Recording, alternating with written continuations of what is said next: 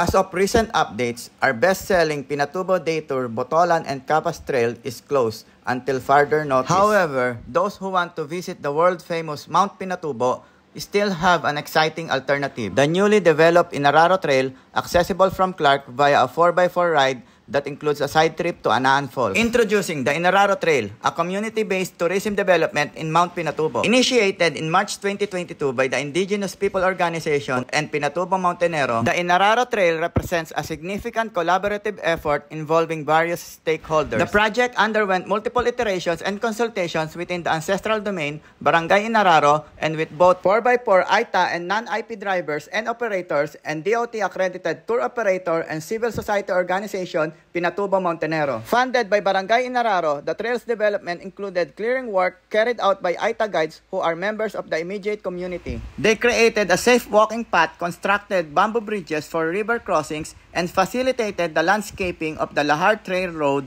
with AITA-owned heavy equipments, making the route suitable for accredited off-road vehicles. The Inararo Trail offers a one-day hiking experience suitable for seasoned hikers but is not recommended for beginners. The development of the Inararo Trail marks an exciting chapter for Mount Pinatubo enthusiasts. It showcases a successful collaboration between indigenous communities and tourism stakeholders, prioritizing community-based tourism and sustainability with proper process.